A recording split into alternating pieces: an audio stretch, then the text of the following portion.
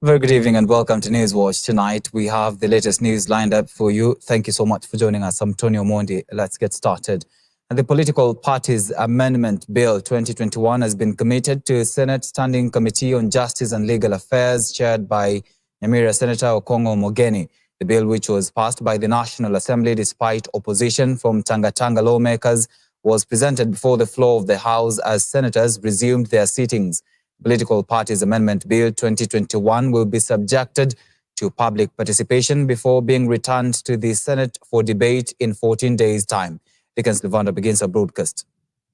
Honorable Senators, in accordance with Standing Order number 35, the Senate Justice, Legal Affairs and Human Rights Committee has been tasked to conduct a 14-day public participation exercise on the divisive Political Parties Amendment Bill 2021. Whereas the Political Parties Amendment Bill, National Assembly Bill number 56 of 2021, was published via the Gazette Notice Supplement number 1219 of 26 November 2021 as a bill concerning county governments seeking to amend the Political Parties Act number 11 of 2021. And whereas the Political Parties Amendment Bill, National Assembly Bill number 6 of 2021 was passed by the National Assembly on Wednesday, 5th January 2022 with amendments in the form attached hereto. The bill was formally tabled before the Senate for the first reading on Tuesday, where Minority Leader James Orengo assured members of a comprehensive debate before a vote is taken during the sittings chaired by Speaker Ken Lusaka. The question of public participation, I think, is aware, and as every lawyer is aware, the courts have put a high premium on the question of public participation. This bill be discussed comprehensively and thoroughly and robustly, and that is the way the Senate should go. As to the decision at the end, that is left to the House sitting in plenary. Speaker, when that time comes, and this bill then follows the due process, public participation, sufficient time for people to ventilate on this bill. Speaker, how I wish and pray that each and every senator who will get an opportunity to contribute to this bill would demonstrate to this country and this world that indeed the Senate is the upper house. The committee, which is chaired by Nyamira Senator Okongo Omogeni, will lead the public participation exercise and later table its report before the floor of the House on January 25th, 2022, after which the bill will proceed to its second reading, where members will have the opportunity to debate. Several senators welcomed the move and assured that the House will handle the bill with sobriety, different from what was witnessed in the National Assembly, where chaotic scenes were the norm. Kenyans will be given an opportunity through public participation, not a guided, rushed public participation, but a robust, well-publicized public participation. The Senate Business Committee, they have assured us that this bill shall ensure that it leads to the full life of that is required for legislative process, Mr. Speaker. Secondly, Mr. Speaker, and finally, I hope, Mr. Speaker, by the time either we come for the special sitting to debate or even when the session of the House begins, the committee of JLAC shall ensure that we get the committee report early enough. So for me, on my part, I'm not going to hope that the due process is followed. I'm not going to hope that we'll do the right thing. I'm going to reassure Kenyans that from where I sit, this House will do the right thing, because if each and every one of us decides and commits to doing the right thing, there's no reason to hope. Every reason to just do it. Any amendment to the bill by the Senate will result in the formation of a mediation committee comprising of the members from the bicameral House, therefore delaying its implementation. The bill proposes that political party coalitions should be registered 4 months to the general election. So this House, Mr. Speaker, must live to this level of dignity and give the country a law that the country is waiting for. Dickens Levanda, Hope TV Newswatch. Moving on, Kitutu Chache South Member of Parliament Richard Onyonka is the latest politician to be arrested over alleged political incitement. Onyonka was picked up by officers from the Directorate of Criminal Investigations, DCI, in Kisii Town today. The legislator who is being grilled was arrested over utterances allegedly bordering on hate speech and incitement to violence. His arrest comes hours after the Director of Public Prosecutions, Nuruddin Haji, requested the Inspector General of Police, Hilary Mutyambai, to probe the MP over statements he made during a political rally. Grace Wangoi reports. Recent days have seen an increase in hate speech and incitement to violence from the political class, even as campaigns across various parts of the country intensify. Kitutu Chache legislator Richard Onyonka becomes the latest party to be apprehended over remarks he made in Kisii during a political rally.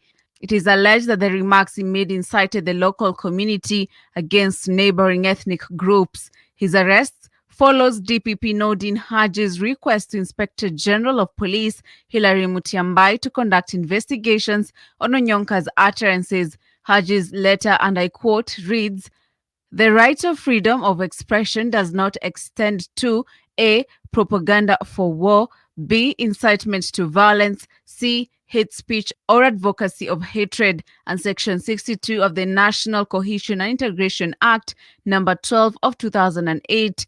End of quote. This arrest comes 2 days after Meru Senator Mithika Linturi was arrested over madoadoa remarks. Linturi has, however, been released on a 5 million shilling bond or 2 million shilling cash bail.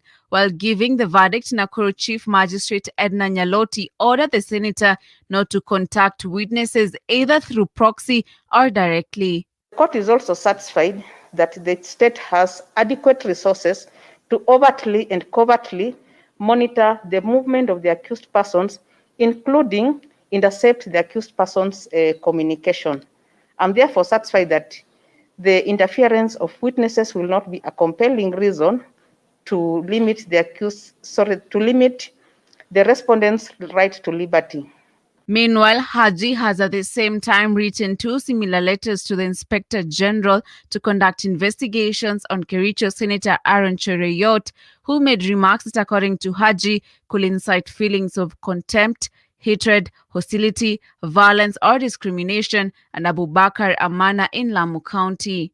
The arrests are a clear indication on the intensified war against hate speech, coming only a few weeks after Interior Cabinet Secretary Dr. Fred Matiang'i warned that the government will prosecute and bar elected leaders found to be inciting violence from contesting in future elections.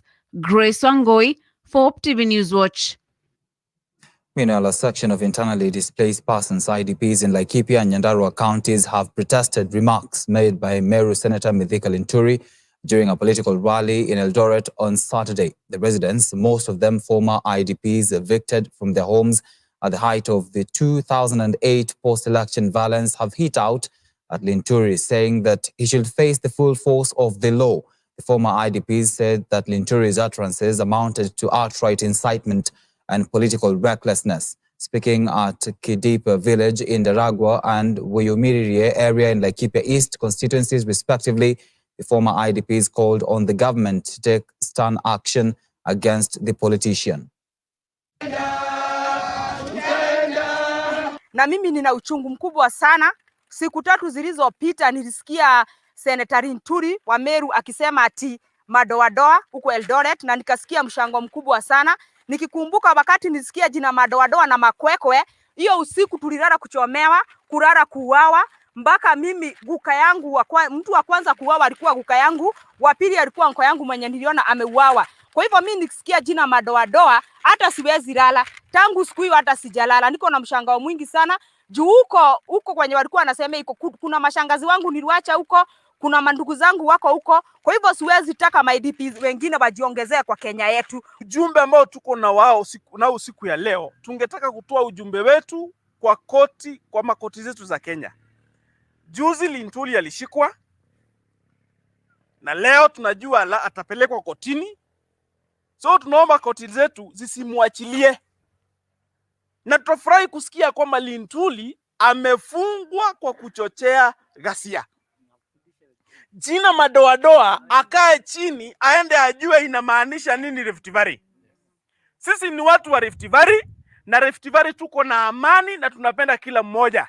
Mimi ninasema ya kwamba yeyote ambaye anatoka nje na mambo ya kufurusha, yani ya kuharibu uhusiano mwema katika makabila yetu ya Kenya, mtu huyo achukuliwe hatua yeye mwenyewe, maana sisi tunajua ya kwamba sikuomba Mungu nizaliwe nikiwa Kikuyu. Yeye hakuomba Mungu azaliwe akiwa kabila lake. Yule mwingine yeyote ambaye ni Kenyans, hakuna yeyote aliyetuma barua kwa Mungu ati mimi ninastahili kuwa kabila hili. And South Mugirango residents have held demonstrations against their MP Silvana Sosoro's public utterances at a UDA rally in Eldoret, saying the MP indirectly attacked Interior Cabinet Secretary Dr. Fred Matiang'i. Osoro, who is affiliated to the UDA party, had alleged that the CS was a hindrance to Deputy President William Ruto's efforts to garner votes from the area for his presidential ambitions. We know Osoro is our MP. We respect him very much. But we cannot allow Osoro to go ahead and start abusing our leader, Matiang'i. Matiang'i is a political appointee who is working for all our community and Kenya at large. So we don't want Osoro to go and have careless talks wherever he is. Osoro aachane na mambo ya Matiang'i kabisa.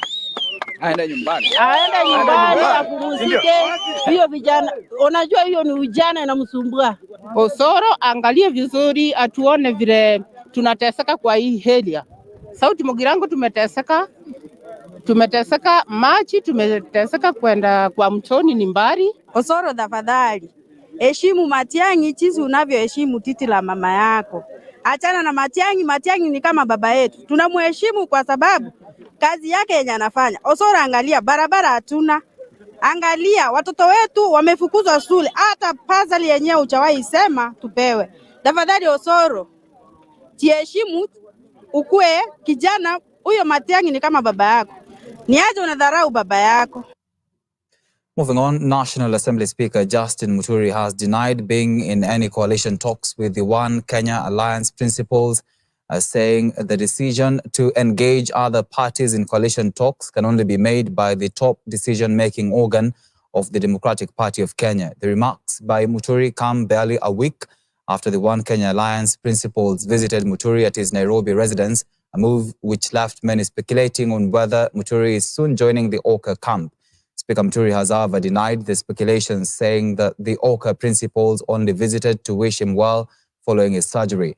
As Kennedy Kimani now reports, the Democratic Party of Kenya is set to ratify Speaker Justin Muturi as its presidential flag bearer before the end of February this year.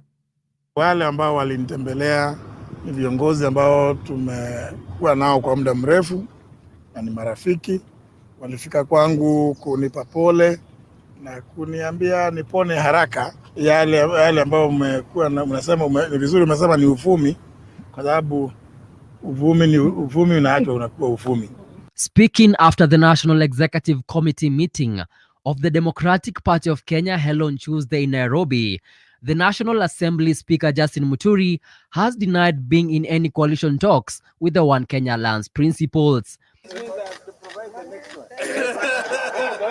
The sentiments by Muturi come barely a week after the Oka principals paid a visit to Muturi's residence in Nairobi, a move which left many in the political circles speculating on whether the lower house speaker has now joined the One Kenya Alliance camp.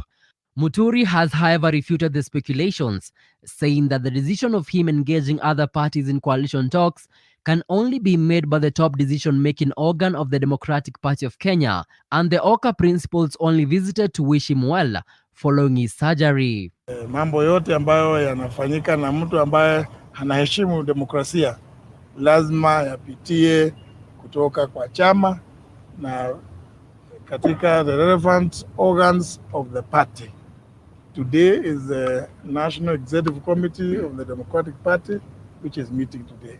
If there was anything like that, then obviously you'll know about it from this organ. It cannot be from me as a person, as an individual. It must be sanctioned by the NEC. Muturi has said that the Democratic Party will work with like-minded parties ahead of the August polls.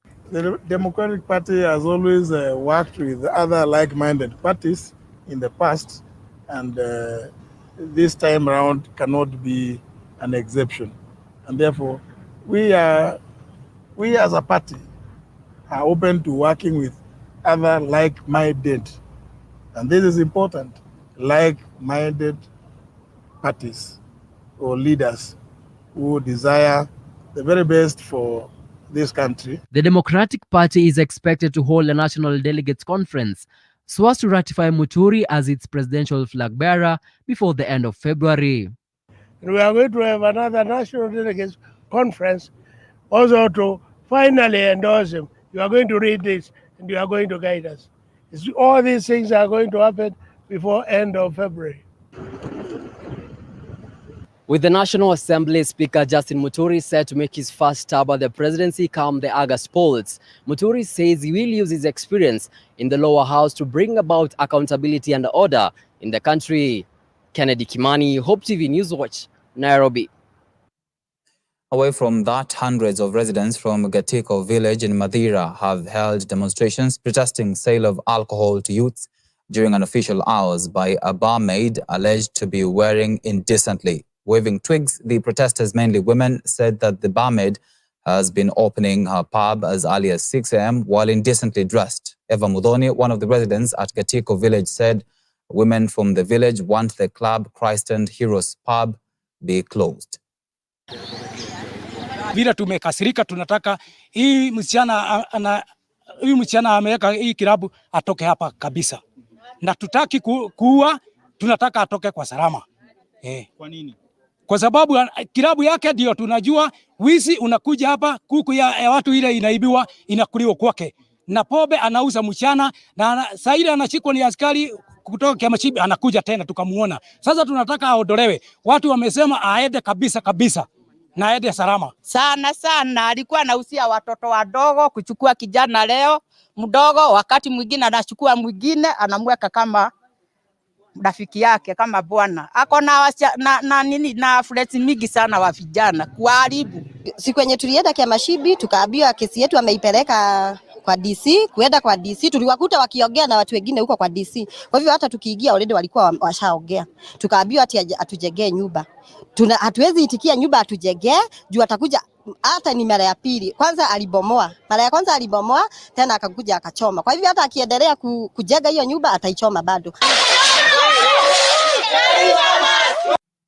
All right, let's now take a short break on Newswatch. Still have more coming up. Stay tuned.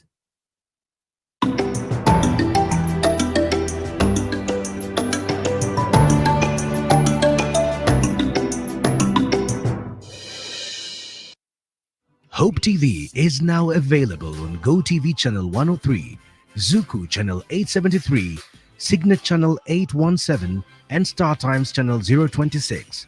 Enjoy our uplifting content and family-friendly programming anytime. Hope TV, you look and live.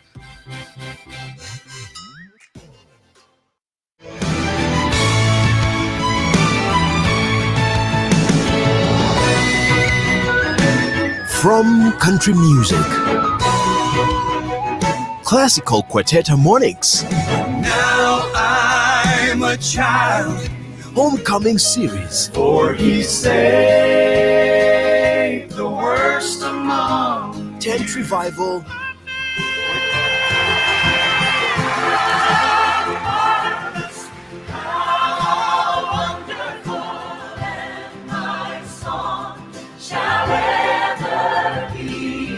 and many more. I'm gonna lay down my burden, down by the riverside, down by the riverside. Watch these great musical adventures on The Bill Gaither Show, featuring Gaither Vocal Band, Linda Randall, For the God on the mountain, and many other series like The Alaskan Cruise. and now I'm feeling mighty fine. These gospel favorites, recorded in front of beautiful sceneries, guaranteed to rejuvenate your love for gospel music.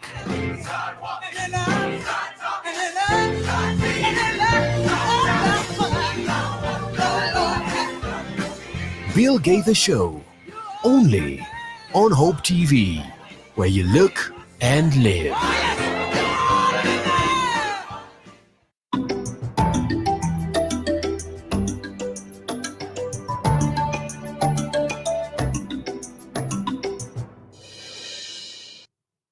Welcome back to Newswatch. Lecturers at the Moi University School of Medicine have vowed to continue with their strike until their demands are met. The lecturers, who are on their 42nd day of strike, have blamed the Moi University management for failing to address their grievances. Led by the Kenya Medical Practitioners, Pharmacists and Dentists Union, KMPDU branch chair, Dr. Darwin Ambuka, the doctors said the silence by the university's management is an injustice to lecturers. Dole Murigi tells us more. The lecturers on November 28, 2021 downed their tools over delayed payment of enhanced clinical allowances amounting to more than 50 million. Solidarity forever. The lecturers were also doctors operating at the Moi Teaching and Referral Hospital have also decried lack of promotions, understaffing and non-remittal of statutory and third-party deduction. They have vowed that they will not resume their duties until the demands are met in full. Ile kosa ambayo ilifaa kutuchukua miaka 5 tuko sasa mwaka wa 8. Ile kosa ambayo ilifaa kutuchukua miaka 3 sasa tuko mwaka wa 6. Sasa hiyo ni mambo gani jamani? Tunataka kuomba this great university being led by our VC Professor Kosgei, please do something. Tunaumia sisi bure. Through the union, the lecturers say the Moi University management had ignored their concerns despite several engagements. Dr. Kamonzi Mulai, the KMPDU North 3 branch secretary, say the lecturers have resolved to stay away from classes until the concerns are addressed. We cannot bow to intimidation. Intimidation is the last game you can call on such an industrial action, especially to people who you received their money and misappropriated. So we are here very firm, looking forward to even better days, because we are sick and tired of having recurrent strikes in Moi University. He claimed that the university was using legal process as a way of denying the lecturers their rights, as was the case in the 2019 strike, which they obtained a court order to bar them from the strike. A court reconciliation process pending in court since 2019 was to address the standoff between the management and its employees and the issue of payment. The medical students who have been in school for more than the stipulated time have suffered more, with the studies badly hurt by the strike. A Moi University lecturer cannot work in a bank now and take a loan because of the statutory deduction are not being esteemed. It is on a very sad state of affair, and we call upon every government agency, the EACC, to even look on this matter, because surely we cannot suffer gross misappropriation, we cannot suffer gross misconduct from people we are supposed to look at them as leaders. The members have vowed today that they will continue striking until that day that management will come to the table and address the core issues that are making people to go on strike. Dolly Mirigi, Hope TV, Newswatch. For the union makes us strong. The government of Kenya, together with the Ministry of Foreign Affairs of the Netherlands, through its Office of the National Counter-Terrorism Center, NCTC, has launched the Fusion project in Kakamega, aimed at increasing access and utility of data on the cycle of entry, analysis and reporting of programs and activities undertaken by the national and county governments to prevent violent extremism. Speaking during the launch of the new system at the workshop where stakeholders were trained on access and usage, Western Regional Commissioner Ann Ngetich said the government had adopted a soft approach to tackle and subdue security challenges in the region, calling for active participation of government agencies as well as critical stakeholders from different sectors of the civil society, such as the religious and youth, to work together in preventing and countering violent extremism. The previous pilot team, which enabled us to have a prototype and a model that works, which is what now we intend to roll out for the purposes of ensuring that all stakeholders, PCV stakeholders, are able to see PCV work in their particular counties, able to monitor, assess results, and plan better, but also at the same time have the national level stakeholders also access progress of the strategy implementation, as well as development partners and not-for-profits and other multi-stakeholders to assess the kind of work that and initiatives that they are doing in the country for purposes of learning, cross-learning, building efficiencies and partnerships in PCV work. We took this seriously because 2 escapees from Kamiti, terror suspects, were from Kakamega County. So we know that Kakamega County is a hotspot. We are on the radar, and therefore that is why the regional commissioner said that they are going to train chiefs, assistant chiefs, and even SCCs at the lower levels. We're going to go up to the grassroots, even to the community level. And now because we're opening up the country, even within barazas, we want to sensitize people so that we are not caught off guard. A section of politicians from the Western Mumias region have called for the amendment of the constitution to ensure members of parliament and MCAs only run for 2 terms, similar to the position of president and governor. This is after Mumias MP Benjamin Jomo decided not to run for office in this year's election after 15 years in office. Francis Ominde, who is a political analyst and also eyeing the Vihiga County Governor position, said politicians should not occupy elective positions untamed.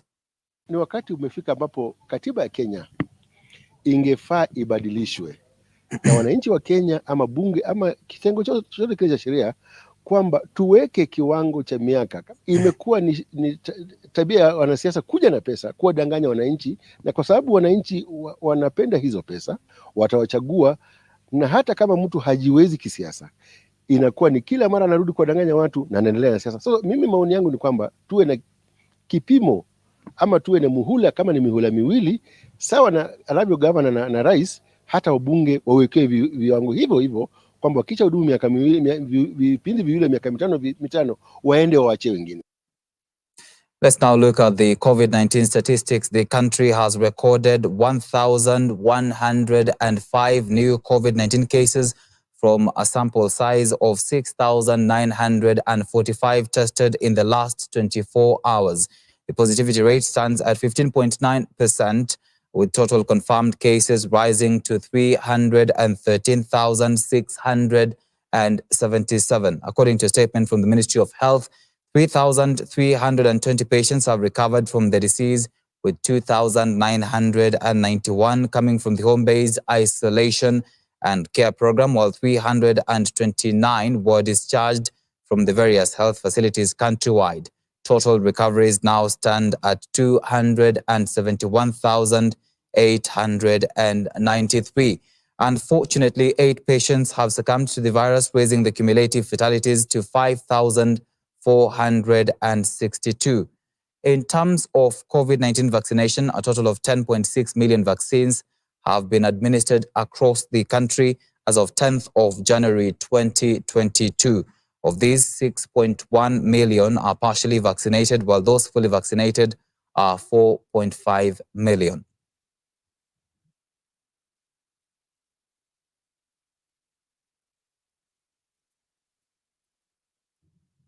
Looking at what is happening internationally, aid workers in Ethiopia's war-torn region of Tigray say new drone strikes have killed at least 17 people. The incidents followed 2 similar attacks on 2 camps last week, which killed around 60 refugees and internally displaced people. On Monday, a flour mill was hit, and confirmed reports indicate that most of those killed in the airstrike in the town of Mai Sebri were reportedly women, while there has been a lull in fighting on the ground after Tigrayan forces retreated from neighboring Amhara and Afar. Aerial attacks have continued, forcing the United Nations UN to suspend operations in some areas of Tigray. Last week, the United Nations Children's Fund has said that attacks on displacement camps could amount to war crimes.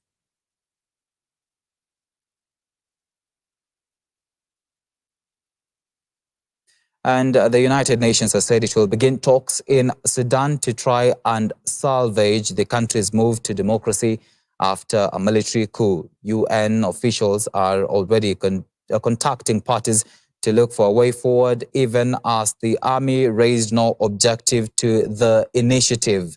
The UN plan amounts to the only substantial effort at present to resolve the political crisis. The military takeover in October rigged a power-sharing arrangement with civilian leaders that was meant to pave the way to elections after the overthrow of leader Omar al-Bashir in 2019.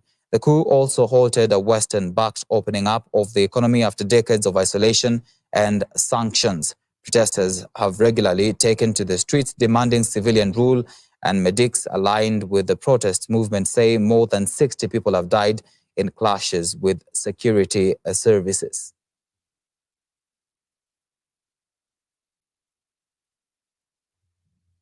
All right, with that, let's take another short break on Newswatch. When you come back, of course, we'll be looking at what is happening in business and sports.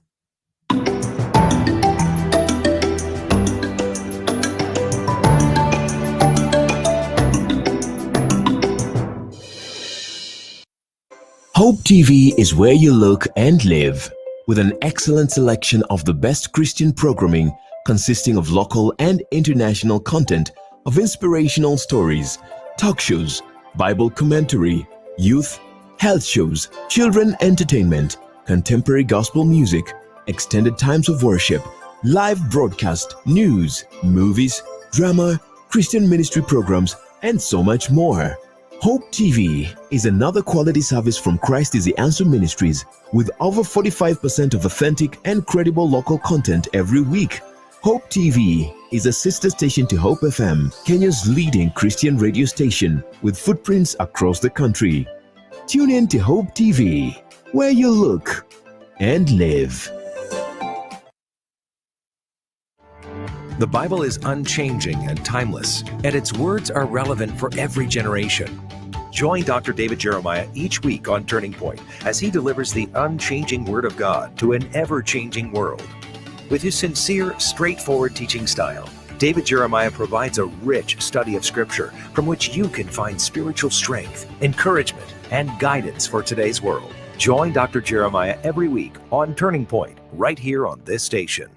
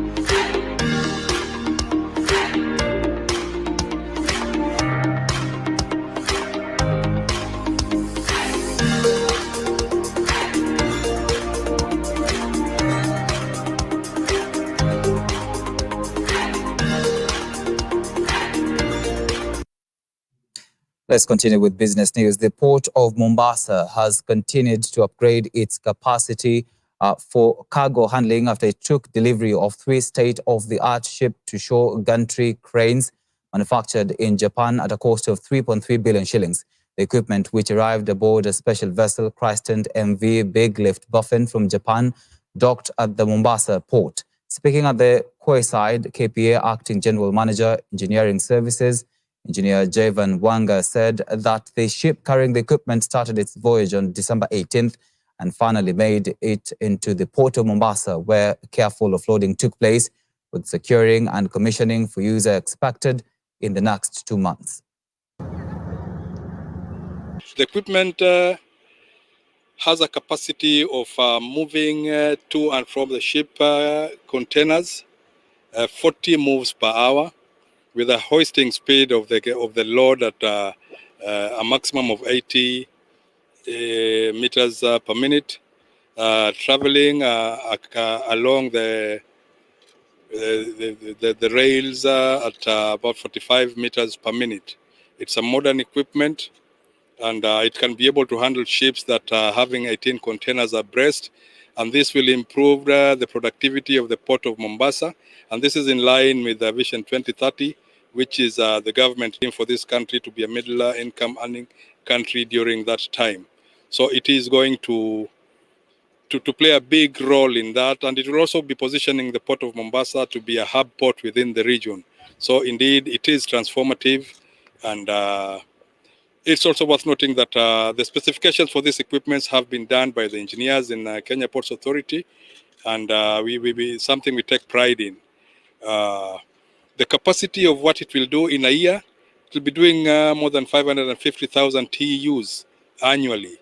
And at the moment, the port is doing about 1.2. So you can imagine that will be another about 50+% of the cargo that we handle through the gantries, the port of Mombasa.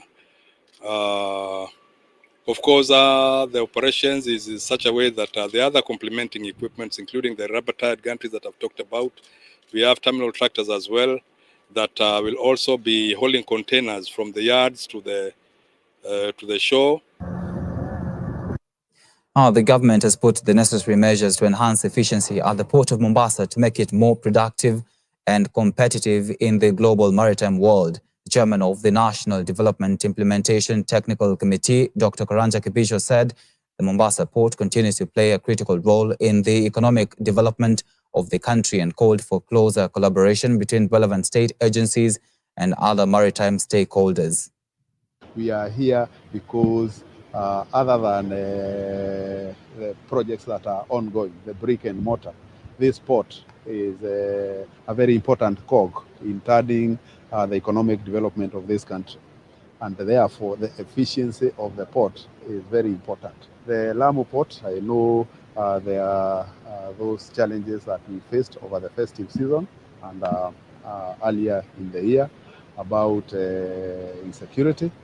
And as a result, we declared a bit of that area to be an operational area for the moment. There is a lot of work going on. It has nothing to do with the Lamu port. I think it's insecurity as we know it. It's a vulnerable place. There is an operation that has been going on for a long time around Boni, and I think it is far-fetched to imagine that it would affect the operations at the port.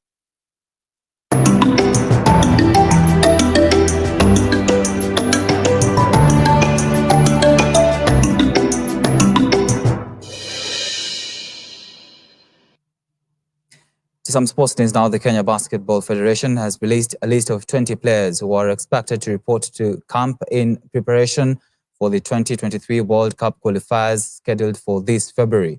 The team landed Group D, where they play Senegal, Egypt, and the Democratic Republic of Congo, DRC, in the FIBA World Cup African qualifiers scheduled for February.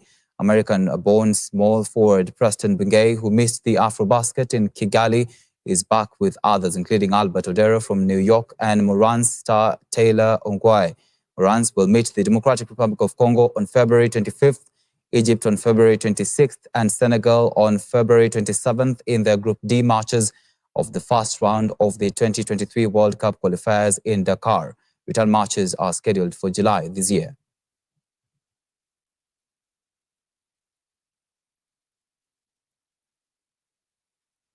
And the national men's volleyball team has moved 8 places to the 5th position continentally and 61st in the world. This is according to the latest rankings released by the Continental Volleyball Governing Body, CAVB, and the World Governing Body, FIVB, respectively.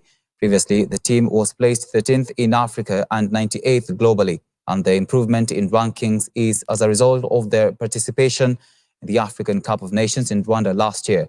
North Africans maintained their dominance, with Tunisia, Egypt, Cameroon, and Morocco occupying the first 4 positions. Uganda, Congo, Burundi, Rwanda, and Nigeria also made it to the top 10. Kenya defied odds to beat giants Egypt in a 5-set thriller despite losing to Morocco in AFCON.